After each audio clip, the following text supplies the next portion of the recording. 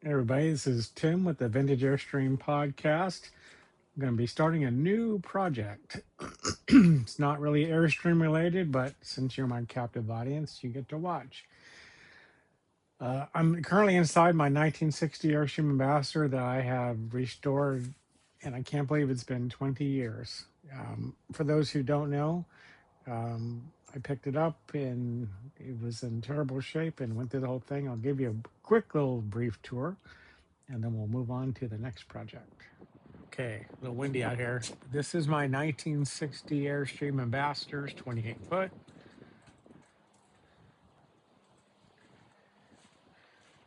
And welcome to inside my Airstream crib. So in the front, got a couch. It converts to a large double bed. Got a dining table. It can be on the end or it can flip and come out to the side this way. Got two Lego-matic chairs with matching cloth.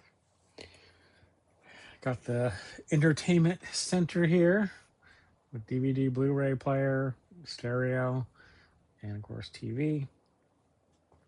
Got the kitchen with the gas propane stove top and a convection microwave oven.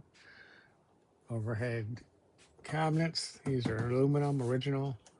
That's not original. But it's painted in Zolatone paint from 1960. I did add an air conditioner. It did have an air conditioner from 1960, but I replaced it. Then they have a very large fridge. Used to, it only went up to counter height.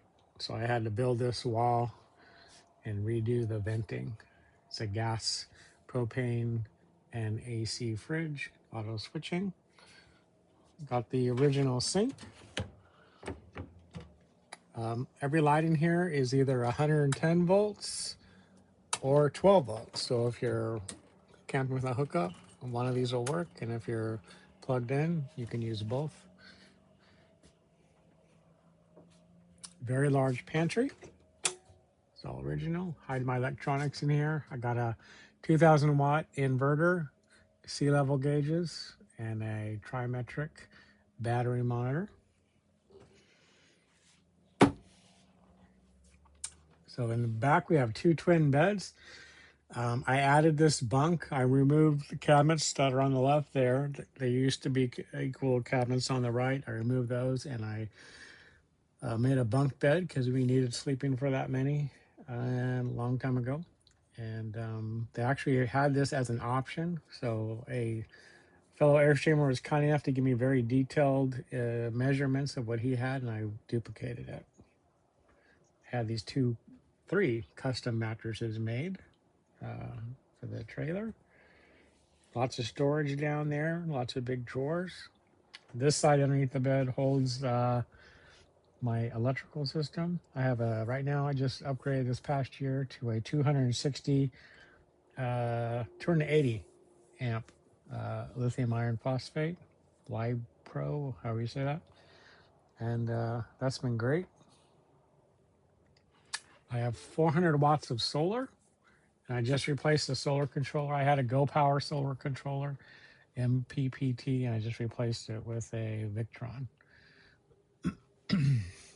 Have a gas electric Atwood water heater. That's the switch to turn on electric. Got little shelves over the beds. This is all original, again with the two lights. Upper storage. So the bathroom is not a wet bath, which is wonderful. So I restored the tub and put a new shower curtain on it. That's my second shower curtain since I've had it. Put a fantastic vent at the top. And then we have room in here for two closets. And in here I have my IntelliPower converter to charge the battery. It's not a lithium converter, but it still charges it just fine. And if I really want it to go to 100%, all I gotta do is push that charge wizard button. But the solar takes care of that automatically, so I don't really have to do anything. There's the inverter, 2000 watt inverter. I have a a transfer switch. So I turn that on, and half the trailer plugs, including the microwave, power up. So we can microwave on the side of the road.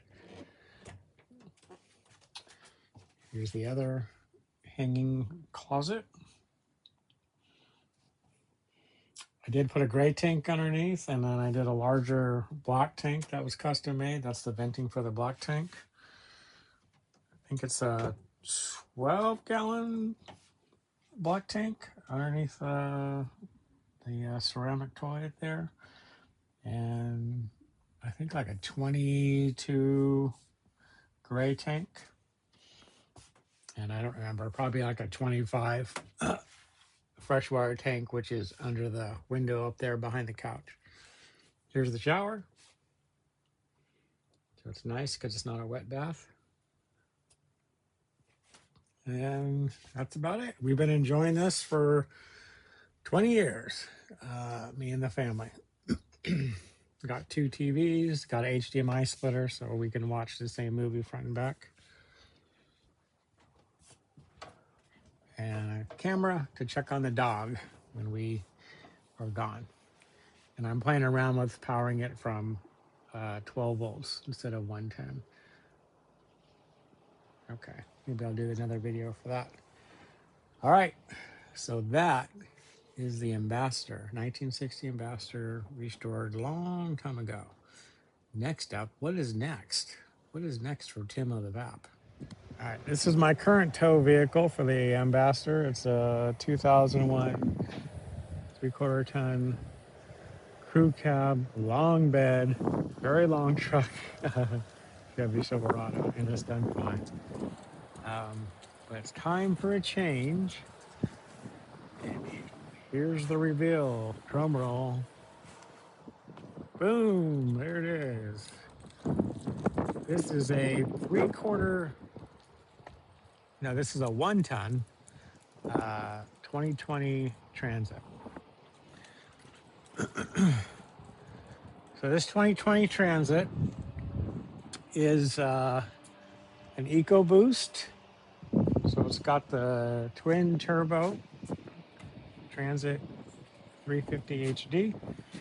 It's got the factory tow package. So it's got the large hitch. It's a dually.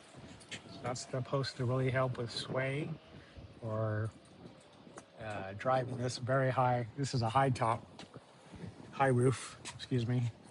And that's supposed to help make it more stable. I'm assuming wind towing and also just driving this wind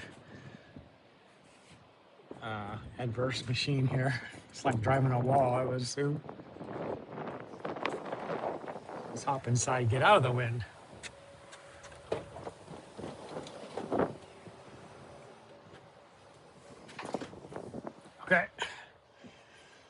Okay, so it took me a while to find one of these the way I wanted it, because I wanted the factory tow package already included, and a lot of these are cargo vans.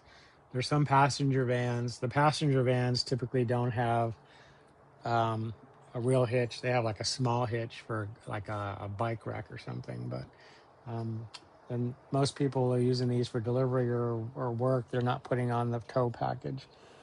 And then if they do put on a tow package, they don't usually put in the factory brake controller. Well, this one had that as well. So there's the factory brake controller.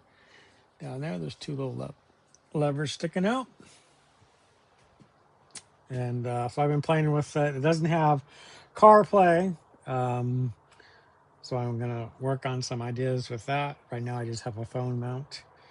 And believe it or not, a lot of these don't even come with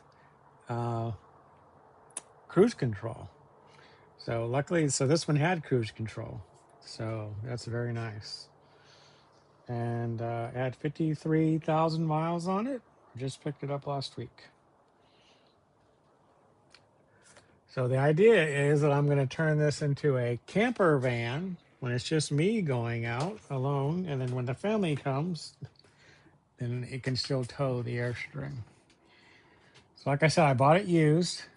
Originally, this is what they call a crew transit, crew cab transit. And so either you have a cargo, which just has the front two seats, the driver and the passenger, and this is all empty in the back, or you have a passenger transit, which has seats throughout and it has this ceiling here throughout and actually air conditioning to blow on all the passengers. They can have like 12 or 15 seats.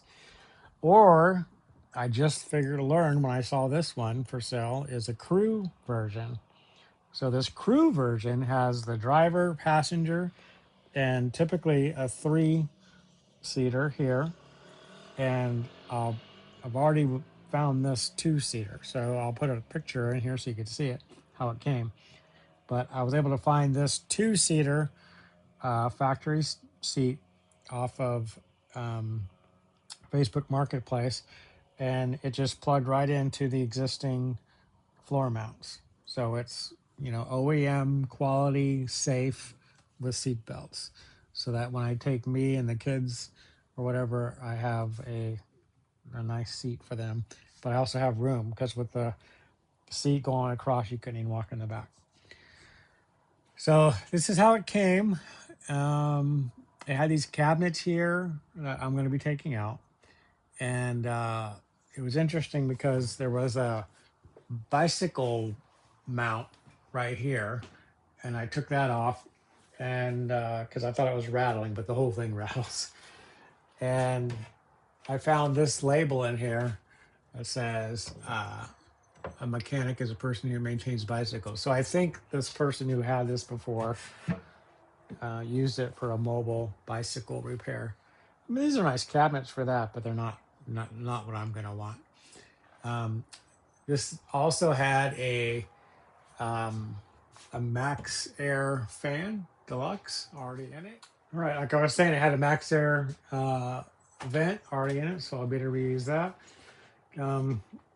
Yeah, so this is the starting point. Going to turn this into the whole, camper van thing, and I can go off and do what I want to do and travel around and see things, and then, that few times a year when the kids come and we still have the Airstream back there, see through the window, and this should be to tow it just fine. So anyway, this is just a start. My next job is to rip all this out and get to work. I don't even have a design yet in my head.